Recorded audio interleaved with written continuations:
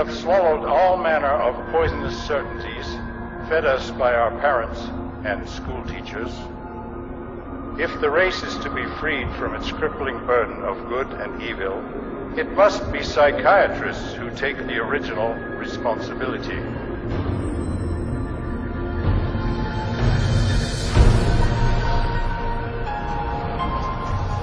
La declaración de Brock Chisholm ejemplifica la arremetida psiquiátrica directa contra nuestro sistema escolar.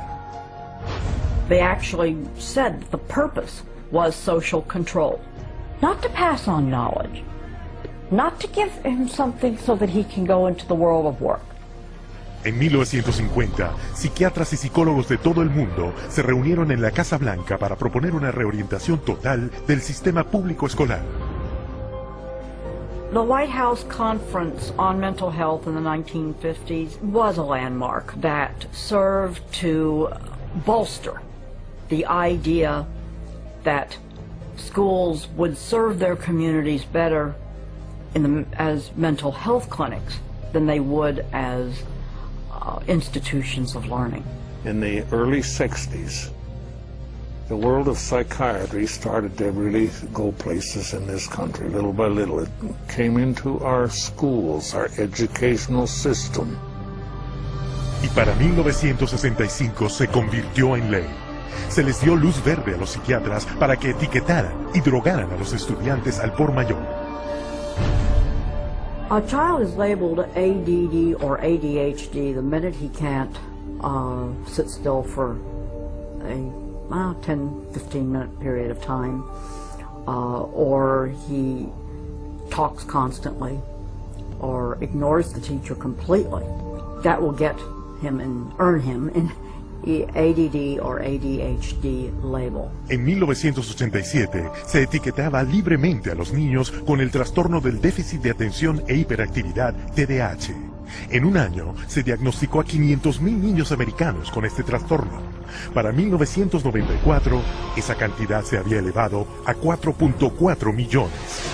Como respuesta a la alarma pública generalizada por la aparente epidemia de enfermedad mental, los Institutos Nacionales de Salud, financiados por el gobierno de Estados Unidos, reunieron un panel de prominentes médicos y psiquiatras para explicar a los padres y educadores exactamente qué era el TDAH.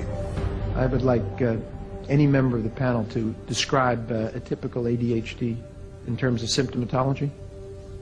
Mark, would you like to? Since you see them in your practice. I mean, I think the panel has been frank, and you know the difficulties here are immense in terms of these. I mean, it is hard. It's very hard to know how to answer this question.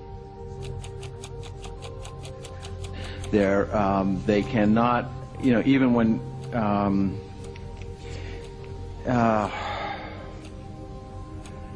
They are as if driven by a motive. There are some good clinical descriptions.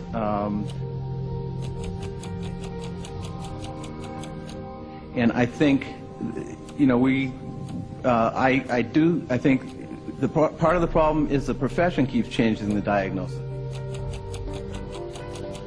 At this time, we do not have a diagnostic test for ADHD. Therefore, the validity of the disorder continues to be a problem.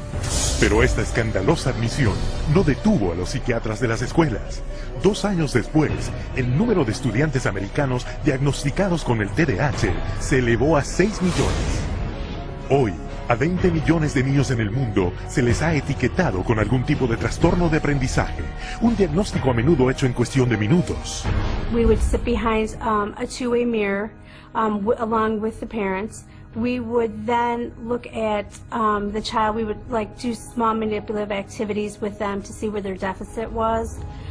It was wrong what we were doing. We were looking at a 5-minute glimpse of this child's life and saying, okay, here you go. Here's a little pill, take it, you'll be fine. Esas pildoritas como Ritalin, Adderall y Concerta las clasifica la Administración para el Control de Estupefacientes de Estados Unidos como sustancias muy adictivas, igual que la cocaína, la heroína y la metanfetamina.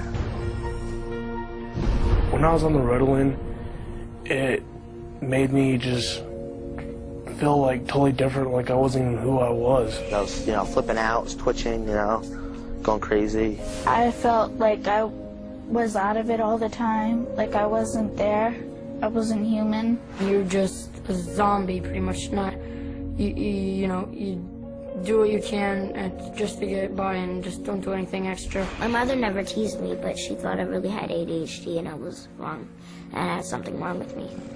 So I thought she'd feel bad and feel sorry for me if I died, but then again, I thought that she would miss me a lot, and I also love her a little more than I wanted to kill myself. And so I stopped when I realized that. La abundancia de medicamentos recetados creó una nueva fuente de ingreso para los chicos: vender sus medicamentos a sus compañeros. It's called kitty cocaine. They take the Ritalin and they just repackage it and they sell it on campus to the kids because it's like speed. I figured if I was going to do drugs, I might as well make it worth it.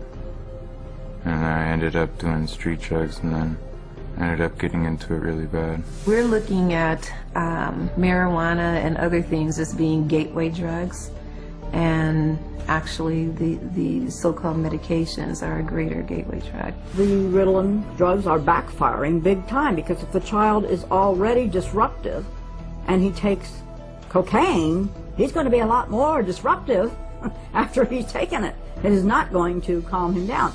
Boom, she got on the drugs and her personality changed, her behaviors changed, it became erratic and dark and violent, and it was just a nightmare. He kept having adverse reactions, becoming very, very angry. He could not control his behavior, he couldn't control his temper. He was on 5 different psych meds, Prozac and lithium, and he was 7 years old.